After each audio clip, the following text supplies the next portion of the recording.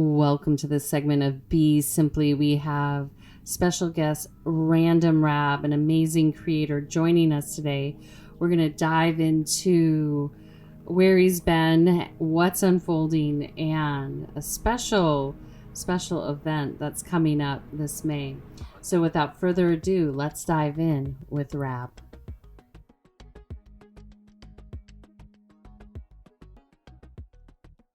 Rav, it's so great to have you here today. I'm excited to chat with you. It's always enlightening. You are coming out with vinyl. That really inspired me. I know this album, you've toured it. A couple of things. I'm curious how your album has been received and how you have you heard it on the vinyl? Are you excited? This is a very like chill type, really nice, I think will be beautiful on vinyl. If you could share a little bit more about that or your vision or it's the demand of the time. Yeah, so it took me about a year to get it into the vinyl form, so a lot longer than I had kind of anticipated, but I'm glad it's finally working because now I understand the process a little bit better and how to make it work for future releases, and hopefully next time it won't be a year in between when I release an album and the vinyl comes out. So but it's regardless, my love for vinyl has been just steadily increasing with my collection and to the negative impact of my bank account. But I just love listening to records and listening to vinyl at home. And so this is super exciting. I have not heard it yet. I haven't gotten my own copy yet. That's kind of hopefully happening in a couple of weeks. So yeah, this is a big step to kind of take this to the next level. I decided to go with a double vinyl. So I don't know if you're familiar, but like the way the records work is that when you try and squeeze a bunch of tracks onto a vinyl, the quality starts to be reduced, especially the songs that are closer to the middle. So instead of sacrificing quality, I decided to go with a double vinyl for this album. So hopefully it'll be the highest fidelity possible. And I'm just making it the best sounding record we could. So, got a really good mastering engineer I've been working with, Audible Oddities, and we got some beautiful artwork and a gatefold vinyl. So yeah, this is a big step for me. I've been doing this music thing for a really long time, and I've always dreamed of having a record, and now I finally get one. So this is a big one for me, and I'm excited to share it with everyone. Beautiful. I'm curious, do you think you'll be putting some of your older work on vinyl once you get this in the flow? Yes. I've had a lot of people ask me over the years particularly for my albums aRose, Visceral, those two in particular, and also Release and Awoke. So I'm kind of thinking that kind of seeing how this goes is to kind of re-release a lot of my older albums on vinyl. So that's definitely in the pipeline, and just kind of depending on how this all works out and financially what makes sense on my end and how much I can invest or if we can do pre-sales. It's kind of a little bit complicated process, but I think now that I understand and I'm working with a good company, we will be able to re-release my old albums, and that'll be really exciting. Share a little bit, you have been in the game for a bit and really, I don't know, started this transcendental experience, I would call it. It's like, to me, your music's like an extension of the soul, the universe, and nature all in one. And it's a beautiful journey. Now going back to more physical, I feel like we'll go back more to terrestrial radio. We're going to go to vinyl, all these things.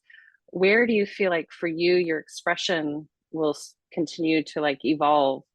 I feel like you led the music world into one place in your genre, and then now we're going to another spot. Where do you feel like you're evolving into? The music follows me along in my path of who I am as a person, and it's been a bit interesting last few years of, I mean, we've all been through it, like with the whole COVID thing, and then a bunch of other changes in my personal life, moving to Colorado and kind of reorienting myself here. And then also my dad passed away a little over a year ago, and that really inspired my last album as sort of a cathartic experience of expressing a lot of that pain around he had cancer. And so it was a really tough journey emotionally for me, and that came through with my music as a way to kind of get through a lot of this emotion. So my last album was really probably one of the hardest ones I've ever had to write, just because I felt so distracted emotionally from sort of my normal path as an artist, which is a lot. I'm always been a little bit more sort of self-involved, and this one was a lot more of a expression of that other side, which is like a healing process within myself. So releasing that last album and on Magnificence, the one that's coming out on vinyl, was sort of like the final step in sort of getting through that era of my life of sort of all the confusion and changing and the new studio and then everything. And so now that I'm settled with what I'm doing, I'm really trying to change direction within my music to get focused on music that is, I guess, more detailed and more oriented towards where I'm at now. I'm sort of working on a couple different avenues right now. One of them is sort of, I guess, what people would recognize as like the typical or traditional random rap sound, the down tempo and all that stuff. I'm also kind of working on what I'm calling a club set type music, which is more specifically oriented towards dance floor, more of a European sound, faster dance music.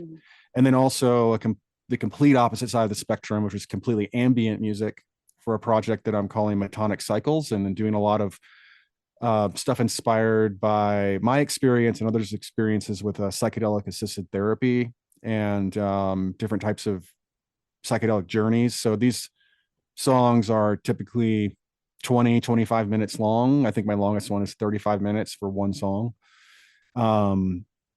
And they're crafted without, it's a non-looping, live constructed ambient music that is ever evolving and changing. So there's no, any kind of repetition only lasts for 20-30 seconds. And so it's constantly morphing into a new sound within the song itself.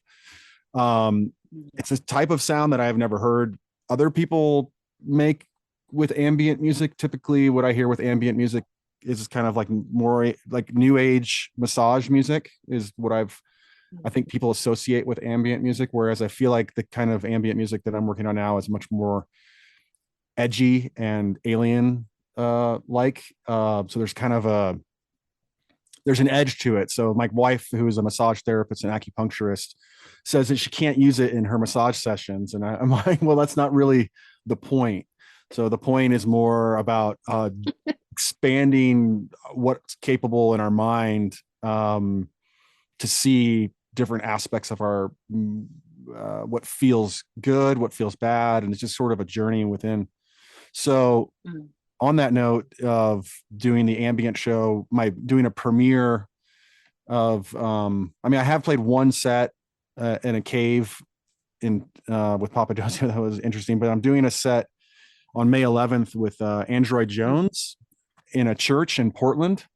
Yeah. So he's going to be doing live 3D mapped projection, and I'm going to be playing a live ambient set with we have a grand piano and a real church organ, and the 3D map projection thing. It's just going to be a full on new experience and it's a seated show, so it's a completely different type of show. So yeah, I'm just exploring different ways to express myself musically and different ways for other people to experience music that maybe they're not familiar with. Wow, that was like a journey. I was on the dance floor and then more like traditional dance, and then I'm like, oh, we're going on a medicine journey. I'm going to work back. I'm going to work backwards. When you talk alien, where do you most resonate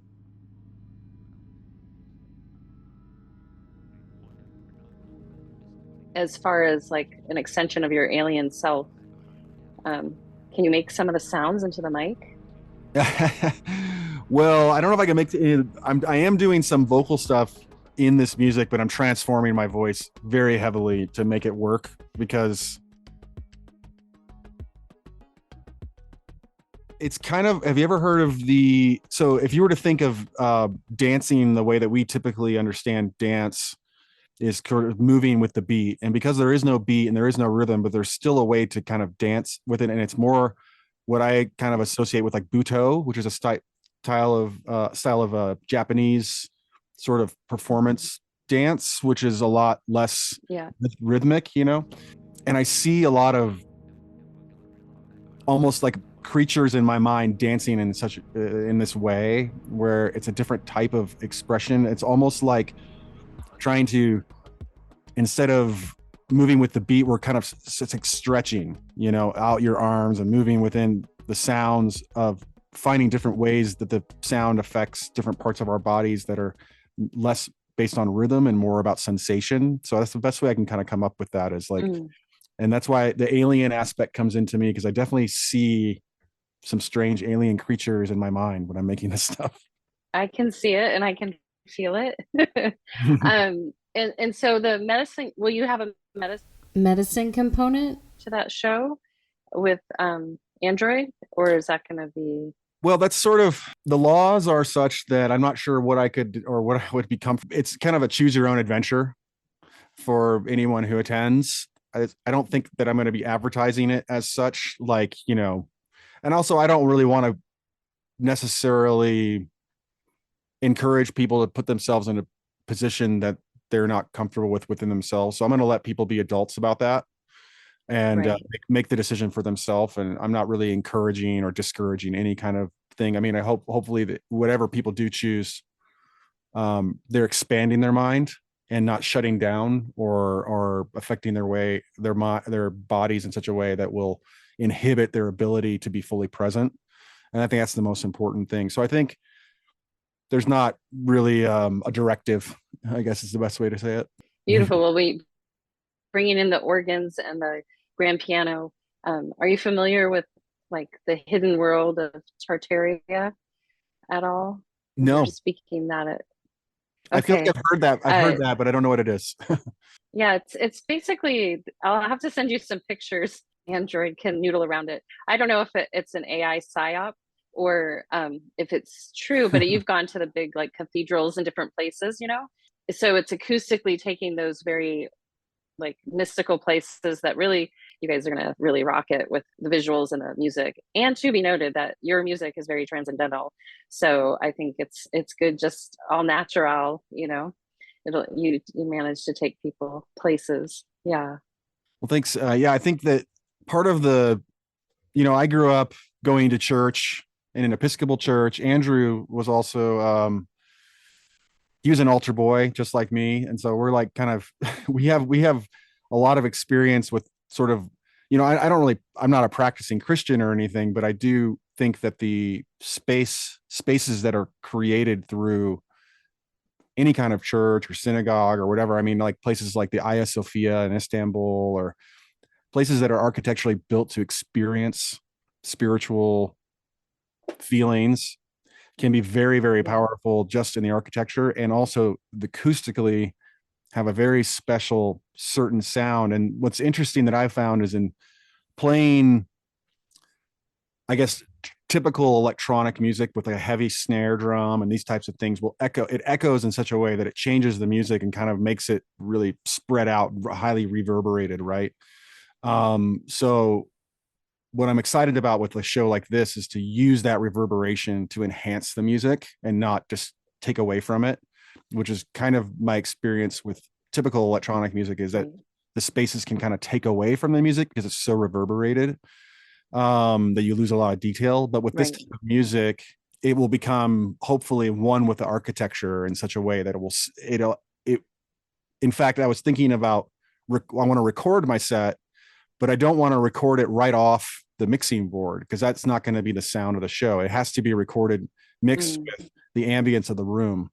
So we're going to try and find a way to do a live recording that really captures the room, because that's really a big part of the sound. Yeah, the perfect person to send you. He might be helpful in capturing that, because he understands that. Oh, okay. Do you think this will be a one-off in a church, or you might go for more places? We're going to see how it goes. We're working with Beloved Presents. They're out of Portland. They do Beloved Festival and a bunch of other events, and we've been kind of discussing the potential. We're going to see how this first show goes, and if it's the kind of thing we want to take touring, and if there's excitement around it. I mean, I'm open to it, but again, I wonder how it's going to go for me too. Like maybe it's going to be a completely terrifying experience. I don't know. We'll just see how it goes. But yeah, I'm excited to see what might come of it. I'm going to be releasing an album in tandem with it, so there's definitely something we're going to see how this event goes, and then if it really goes well and there's a lot of excitement around the event, then perhaps we'll take it and do a few other shows at other incredible locations. That it's got to be somewhere very special with lots of amazing acoustics. That's kind of the idea. So it'll be something that will be probably not like a tour where I'll tour, play a Friday here and a Saturday here, but maybe occasionally we'll do some really special events like this if there's enough excitement around it. Yeah, beautiful. Yeah, Europe, you could make a tour there because there's enough amazing churches. Not that they're not here in the United States, but yeah. Oh, I'm so excited. I would like to see that. With AI coming out, and you mentioned Android, like you two kind of are the forefathers, I feel like, into this whole transcendental, psychedelic, otherworldly expression back to earth. Where do you feel this is going for all of us? Because you guys are creators, like original creators, I feel. But how do you feel about a machine taking parts of what you create and then twisting it into something else? Have you thought about that? Definitely thought about it a lot, and I'm still formulating my thoughts around it. However, I can tell you that I've been doing a lot of work with AI myself, and I know Andrew has been doing a ton of stuff. I mean, he even has his own kind of AI platform now called Chimera, which is it's ingested all of his work, and then you can go to Chimera and create pieces of artwork that are essentially based off of Android pieces, right? So it's a way to kind of still be true to the one artist, I guess. It's a kind of a new approach as opposed to just sort of taking from the every artist that's ever been created a piece of work. So that's one interesting way that he's doing it. But as it kind of creeps into the music world, I'm simultaneously terrified and fascinated with it because I've definitely messed around with creating pieces of music with AI. It is not very good yet, but it's getting better, and it's getting a lot more. It's just getting better every day, and it kind of freaks me out in a way because I can see how it'd be easy to lean on this stuff. I think where it's going to affect our culture initially will be things kind of like a lot of jingles and commercials and these types of things will start using AI generated music. But that music was never really that good anyway. So I don't really care about jingles and stuff. And if AI is making it, like, so be it. Of course, a lot of artists and musicians may lose their income because they won't be able to have these streams of income creating things like jingles and whatever random clips for whatever. That being said, I think it's only going to push what is considered good art forward. And I think that as the bar, so I can get on Midjourney right now and create the most incredible pieces of artwork. And I've worked with Midjourney a lot, and it's insane. It really opens up your mind because you're seeing these pieces of artwork that have never been seen before, that you kind of had a hand in making, but yet you're not making it. Right. So as we become, I think, desensitized to this AI artwork over time, and everyone's going to have access to all these tools to create whatever pieces of art they want. I mean, it's going to completely revolutionize the way that we see art and see what a creator is. But I think it's going to raise the bar and change what it means to be an artist, that only the most innovative artists are going to be able to kind of be noticed and be seen and create something worthy that has value because of AI. So although it'll maybe mess up the economy of artists, of what it means to be an artist, and it may change the way that we as creators have an avenue to make a living off of it, ultimately what the actual art that will be made in 10, 20, 30 years is going to be so absolutely mind-blowing that I'm actually really excited to see how it pushes creators to innovate and to be different. I mean, maybe we're going to get back to just playing acoustic guitar around the fire, and that'll be I mean, everybody's gonna get so sick of all this digital stuff that they're going to be like wanting to get back to their roots. I don't know, but I think that whatever's going to happen, it's going to be really cool and interesting. I love that you share that. Being that you've been, immersing yourself in it, do you feel, because when I was in architecture and design school, we used to say there's like two types of designers or creators. One that is original creator. That's why I say I feel like you're an original creator. And then there's a copycat, where they're not tapped into their imagination, I guess is the best way to put it. So they only know how to like see something and replicate. Yeah. So do you feel like that'll kind of weed it out? Because maybe initially the person that has a tendency to copycat, that will make it faster for them, but they still won't have the original activation within their imagination. Do you know what I mean? I mean, how Yeah. do you Well, feel? I think there's kind of two things. I mean, there's a lot of art that's derivative. Whether, there's a huge genre of music that's derivative, whether it's like remixing or DJ type stuff, that actually can be expressive. We're all kind of standing on the shoulders of giants as artists, no matter how you look at it. So we're all kind of derivative artists, no matter what we do. However, I think that there's something inside of me and a lot of artists that it's a desire to actually create. Like we want to create as a way to express ourselves. And entering a prompt in Midjourney and getting this amazing piece of artwork, that might satisfy the itch to be seen as some kind of artist, but are you really expressing yourself? You're not expressing yourself. You're just writing a prompt. So for instance, like I'm working with Midjourney all the time right now, just experimenting with it, maybe making like posters and that kind of thing, just to see what I can do. But I still have a desire to express myself on, it doesn't scratch that itch at all. Like I feel like it's fascinating to witness how this technology works. And there is something I think kind of deeply spiritual about trying to understand how AI works, but I don't think I still need to create my own music from scratch. And I don't ever see myself using AI to write songs for me, because then it's almost like, what's the point at that? I want to make music that is expressive of who I am as a person, and being involved in every detail along the way is so important to do that. Yeah, absolutely.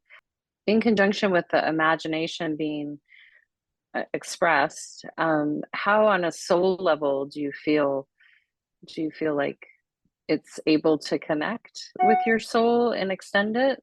It's a good question, because I'm questioning like what that even really means, because there are times working with AI stuff where I've actually felt like I've had kind of a spiritual experience, whether it's working with Chat GPT or working with Midjourney. There's something about seeing how it reflects your thoughts, and that is actually quite fascinating. And it's also like, how the hell does it know all these things that, like, I have seen Midjourney create pieces of art that are so absolutely stunningly beautiful that I just can't even believe it. And there's something really fascinating about that. Like, why and how is this even possible? So I find it to be kind of a deeper way of understanding what it means to be human, because if a computer can kind of understand what beauty is, or at least replicate something that is beautiful or whatever. I don't know what the word is that AI is. It creating? Is it just amalgamation of data? I'm not sure, but there's something really powerful there. I'm like, why? How is it even possible? But I think it all kind of goes back to, like, I know with music, it's like we've been making music since we could make sound as humans, but then down the road, I think there was an understanding of it. Hey, that this is math. There's a lot of what makes music beautiful is very mathematical. So there is a structure behind it that is inherent to who we are as people. So it only makes sense that a computer could sort of follow along with that, because there already is math involved in what we find beautiful, symmetry and Yeah. harmony and all these different things. So I don't know. It's kind of every day. I mean, it's kind of been messing with my head a little bit, I gotta say, but I'm trying to stay optimistic about it and not go down too much of a dark tunnel, because you can see how this technology can just take over, at the same time. Yeah. So. We're going to be in the Lucy film. I don't know if you've ever seen that. I like how you phrase that. I only went into chat for a bit. I was a little like, I don't understand why it has to go so fast. Yeah. Like I was like, why are you typing back at me so fast? Yeah, that's creepy. Yeah, it's very fascinating, but it wouldn't answer my question. Yeah. um, yeah, well, and in your words, it kind of brings me back to, because I'm a very like skilled remote viewer and astral traveler and can get into lucid states. And so I wonder if it's really tapped, because those are neural pathways and they're sending out, we send out electromagnetic fields from our body. So I wonder do you feel like the technology is picking up on those intricate threads that we're not even conscious of or subconsciously aware of? Because I know sometimes in my astral state, it's HD hi-fi, and sometimes I'm like, I wish I could capture this. Do you feel like the technology is actually doing that and they're not telling us yet? I don't think that whoever the creators are, even know what they're doing. They don't. I don't think anyone knows for sure. However, I can personally say that, working with technology to make music since the beginning, I started making music, whether it was a 4-track tape recorder or a drum machine or even electric guitar. These are all pieces of technology. And so every piece of music that we've ever heard that has been pre-recorded or amplified is using technology as a way to transform thought into sound wave into thought. So there's some technology is almost always involved in some way. Even our voice is somehow almost like a piece of technology. So we've been using technology since forever, and especially with electronic music and all this stuff. And I mean, I don't know for sure, but I feel like I've had what might be called a spiritual experience or something with pieces of technology throughout my career at so many different times. So to think that an AI model wouldn't have that same sort of juju in it, I don't see that being possible. So it's a really tough question that I think it's going to, like, kind of the idea of like, what's consciousness? I mean, is there consciousness in this AI thing as well? And I mean, I don't think so, but I don't know, I mean, there might be something there that maybe there is. I don't know. Yeah. Well, if anyone listening or yourself have gone lucid, we know that you could melt down and reappear someplace else and it all seems real, right? Yeah. Okay, well, it's good that I love that, I saw Android doing a lot of talking about this on different platforms, but I'm glad that you guys are coming together, and I think this experience to create will be really like I don't know, a threshold to something really exciting. So I guess we should be open, not closed-minded, Yeah. if you will. Yeah. Yeah. Yeah. I like if you can share, if you don't mind me talking about your dad for a moment, with that transition. Typically when I work with people at the end of life and families, they'll feel an electromagnetic shift. I always say that, our dads, our biological fathers are plugged into our solar plexus. That's where we connect, like that sun fire energy. What have you noticed, now being a little bit further out, not that it makes it any easier, as far as a shift within you in your relationship with him, and then just as a person expressing yourself here and now without the physical father here, but your soul father around? It was an interesting journey because my father was vibrant and healthy, and then was diagnosed with a really horrible form of cancer. It was a tumor on his spine, and it took over the course of like 2.5 years, he went from healthy to completely destroyed, and was in excruciating pain near the end. um it was a very, very difficult time to see this person that my dad, who's always been a rock for me, kind of physically degraded, and also started kind of losing his mind at the end too. And that was incredibly difficult to witness, and there was so much kind of tension and pain around that. And for me, it actually manifested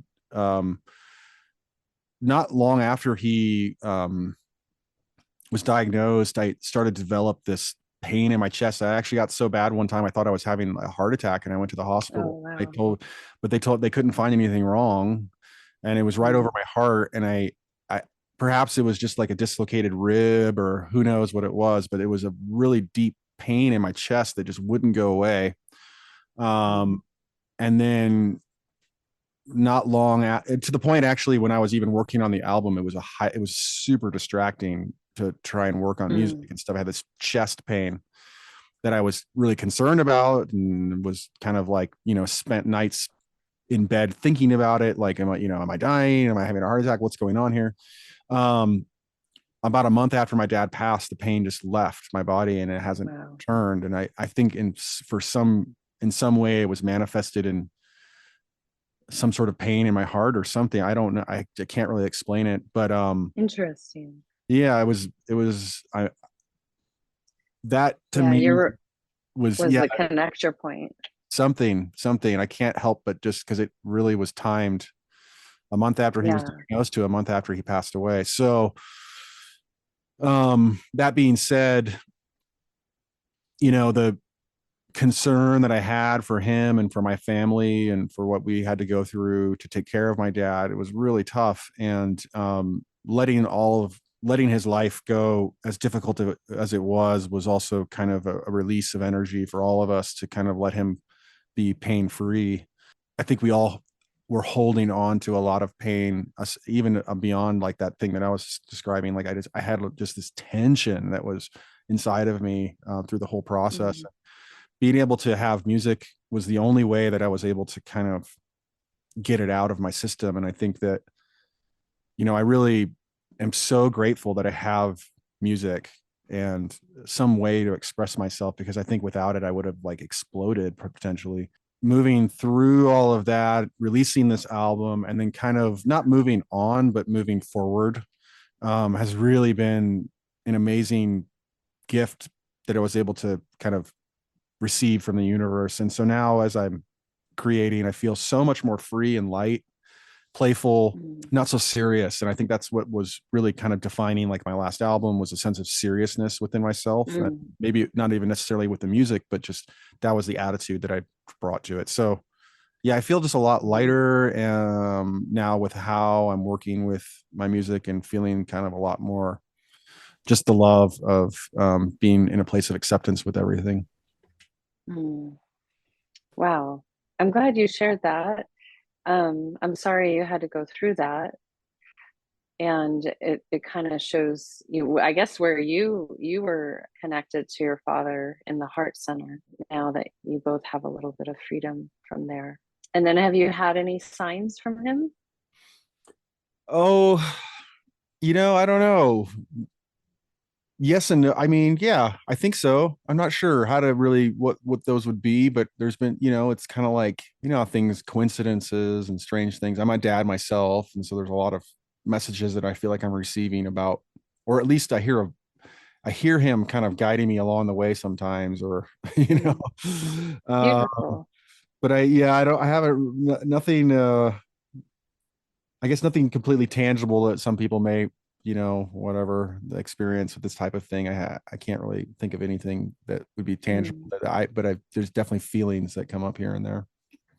Yeah, beautiful. Thank you for sharing. I know that's like near and dear to your world. And as you like continue to move on, I keep like these little alien creatures keep my intuitive self. I think you've waxed and waned from otherworldly beings from my perspective, observation of your work and nature. Where do they exist for you? Is it out beyond, or is it all layered here? There's thing again, I don't think there's any way for me to really know for sure what's happening, and kind of also know the difference between what I want to be true and what is true, and what kind of confirmation bias I have on my strange spiritual beliefs or inclinations. But I mean, through my work with different types of medicine, I kind of get the feeling that there's like a life force energy that exists all around us, that is something that we generally just don't see. Or and I was really fascinated when I was working when I was in college and studying bioanthropology and different aspects of biology, that the definition of life, and kind of where does life begin, and where does kind of like, is it a rock or is it alive? Is it a crystal alive? Or we have this very particular definition of life, which has to be a single, a cell. It has to exist with water. It has DNA, all these different things. But who's to say that life doesn't really exist outside of those things? And I guess that's sort of the feeling I get, that life energy sort of exists beyond the structures that we associate with life. And I don't think that our brains are really able to comprehend how that's possible, or what that would even look like. In fact, I don't think that we can even really see it with our own eyes. It's just something that we experience. And I think, but going back to like with my work with medicine, I felt like I was able to sort of see and many people have seen this, is the interconnectedness of all things. And I think that when we speak of the interconnectedness of all things, like what is it that is the connecting thing, the thread that actually connects us all? And perhaps it's something that exists on a quantum level, or perhaps it exists in some other dimension. I don't really know, but I do feel that when I'm creating my art, working with music, that it sort of lifts the veil somewhat, and there's just the little glimmer into some other, that thread that, and to me, music sort of lubricates the connection between things. And so we can say that there's a oneness to all things, but then for me personally, I feel like music sort of loosens that, like lubricates that connection, and we can kind of see that thread a little more clearly. Yeah, I don't know about the whole oneness thing. I think it's a tapestry, Yeah. a layered cake. I don't know. I don't know either. Because I mean, you're describing, for the listeners and those that have gone lucid or been on a medicine journey, when you're going into all that, it's like kind of mind-boggling if you pay attention and observe. Like, it doesn't give a sense of a finite point, and it's like, oh, this just keeps going and going and going. Yeah, infinity. So but I'm going to call them your aliens because they seem to kind of like, in my quantum field, want to participate right now. So do you feel like familiar with them? Like you see them all the time, or when you're creating, or just happenstance one time off? Because there's a lot of people that see similar things, and you couldn't ever say, like, it's corroborated by if someone sketches it or draws it, or they're both there seeing it. I'm curious for you. I think it's kind of like how when I wish I could remember this phrase, when you look and see faces in, like, you're looking at a tree and you see a face in the tree or whatever, and if you've ever done like, mushrooms or something, you can kind of like start to see faces everywhere. It's like, Yeah. but if you look directly at it, it kind of disappears. It sort of Yeah. exists in the peripheral vision. And that's sort of how I feel about whatever, any kind of like, oh, beings or aliens or gargoyles that I kind of summon through the creative process. When I feel like it's always in the it's in a peripheral vision of my imagination. Yeah. So it's sort of it feeds itself, because the power of imagination, it's easy to think of imagination as just completely inventing nothing from nothing, and that when you imagine something, that means that, okay, it doesn't exist and you're just kind of pretending it does. Whereas I feel like Right. imagination is actually a lot more powerful than that. I feel like it Right. actually is sort of a witnessing and an actual manifestation of some sort of thing, an unveiling of something, rather than completely inventing something out of nothingness. So I feel that's occasionally working on music and whatnot, I sort of sense the presence of sort of life all around me. And whether I've never actually seen kind of like a clear as day, some creature sitting on my couch or anything, but Yeah. I would like to, but instead I feel like it's kind of on the periphery of my imagination, but you can't look right at it, Right. Yeah. I got so you. yeah, but it's really fun, and so I welcome it. I always think it's really fun to kind of like create this sort of feeling that there's like, you're not alone, when you're working on art. Absolutely.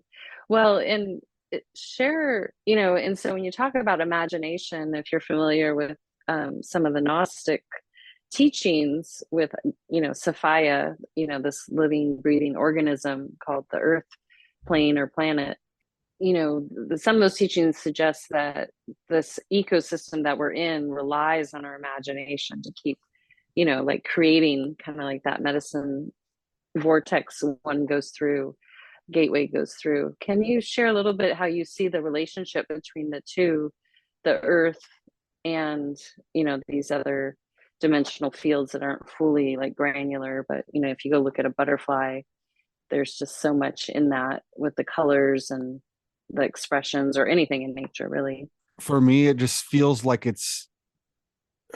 this is just what we're only capable of seeing, kind of like a small window into what is actually all out there, whether it's, the light spectrums of, different lights that we can only see visible light, but yet there's all these other lights, whether it's radar or infrared or all these different wavelengths rather. And same with sound, there's frequencies that we can't hear. So we're already super aware of, there's things that we can't see, there's things that we can't hear, but we know that they're all around us.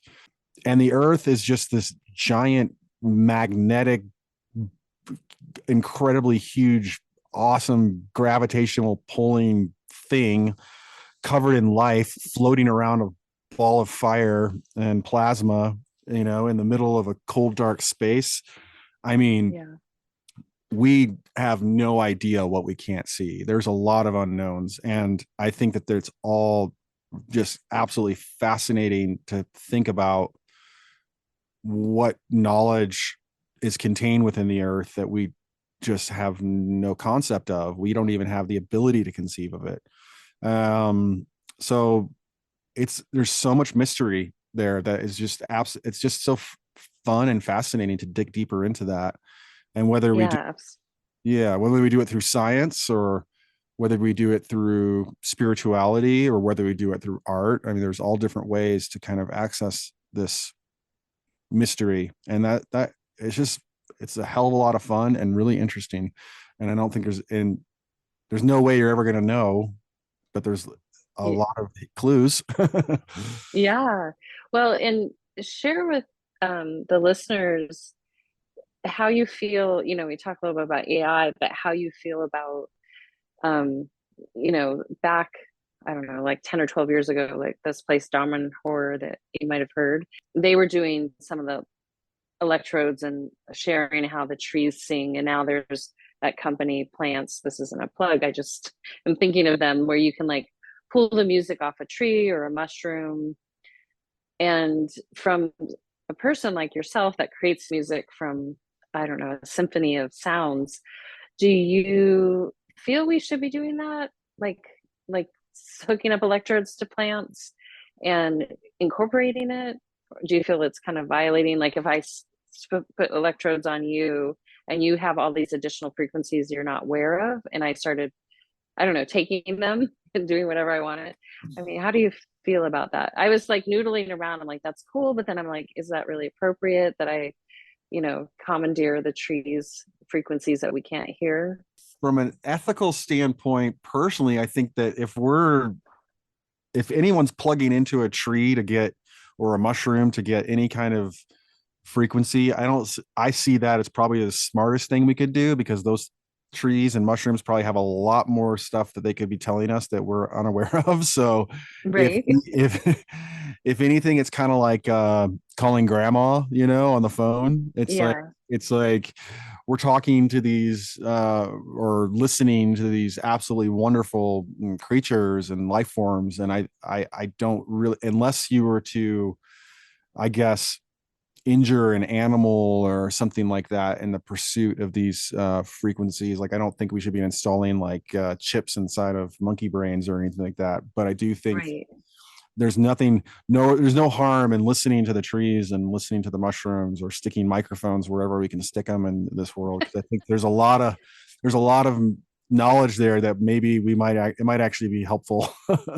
Yeah.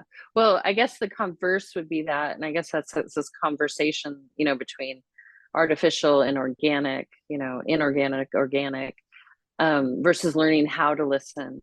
If you go to some of Casaneda's work, he even warns in there through his medicine journeys and shamanic passages of inorganic beings and organic beings, and as how he described it. I guess we'll learn along the way, right? Maybe. Yeah, I think also, like, going back to your point about the trees thing, I mean, like,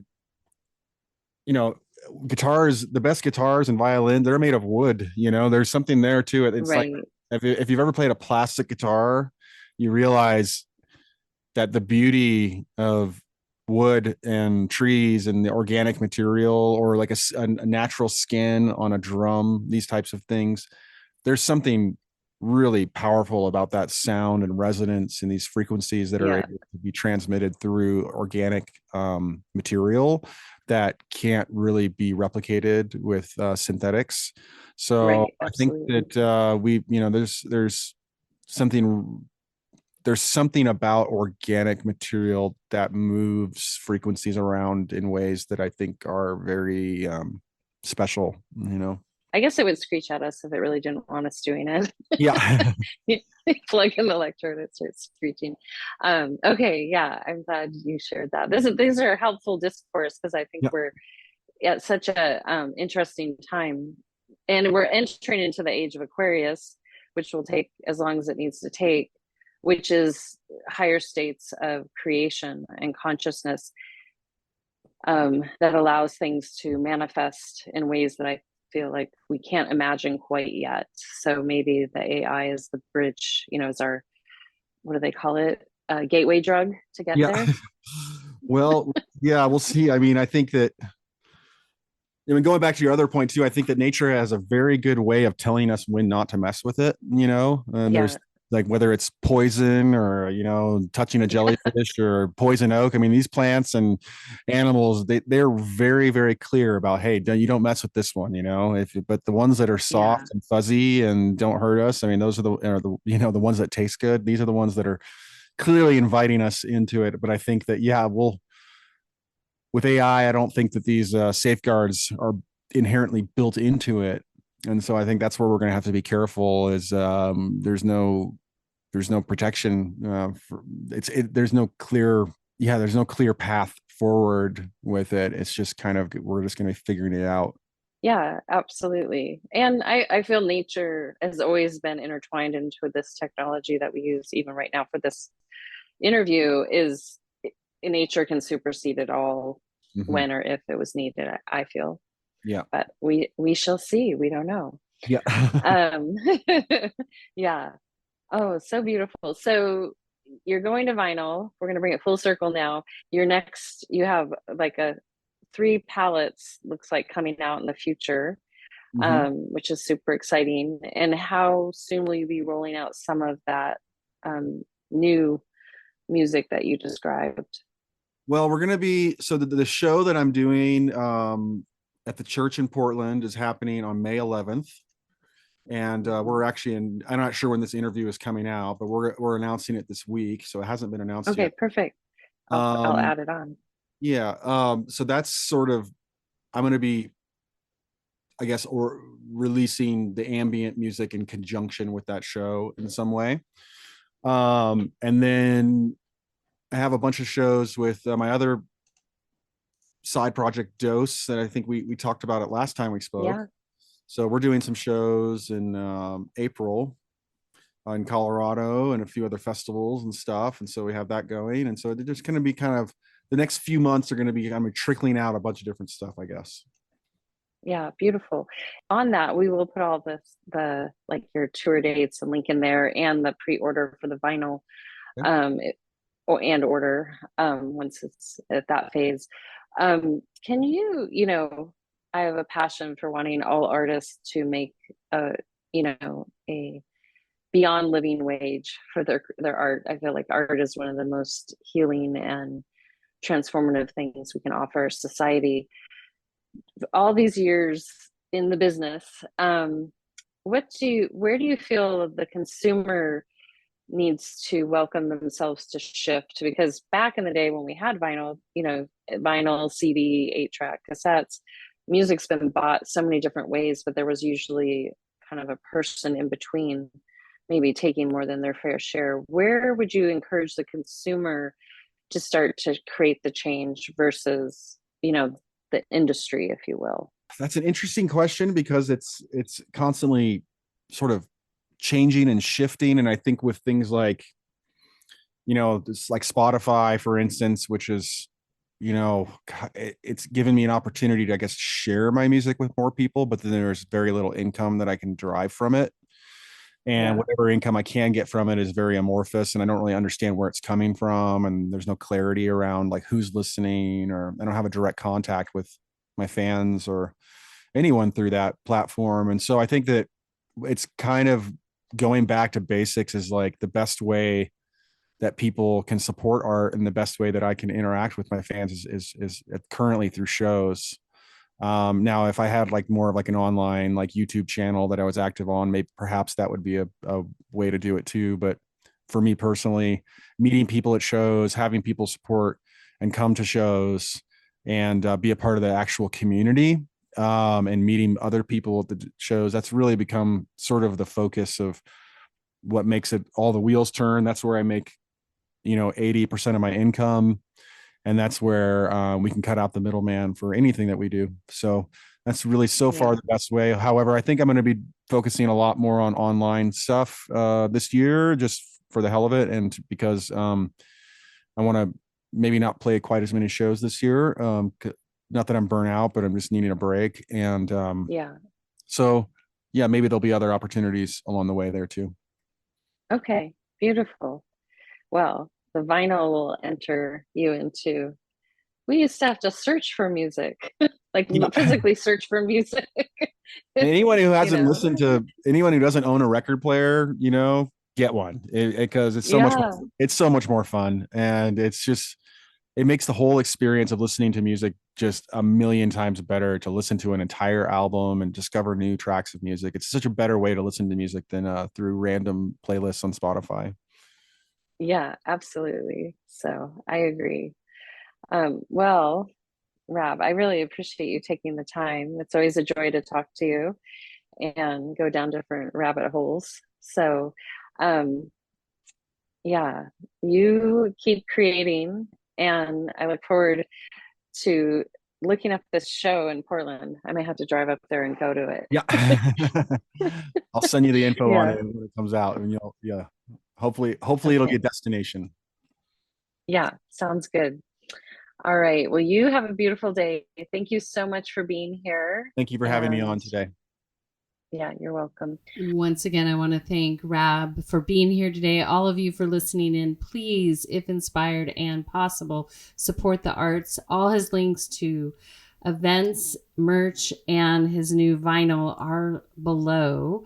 And we're going to exit out with a little random Rab, and it's called This Way. Until next time, this is Suzanne signing out with a full heart, a soft gaze, a deep bow, and a namaste. Be simply.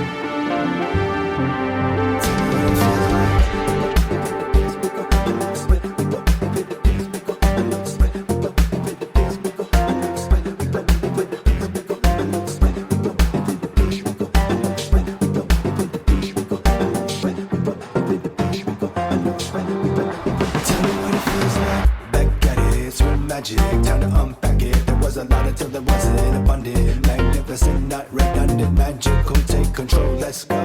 Stay easy, ready to line when it hits the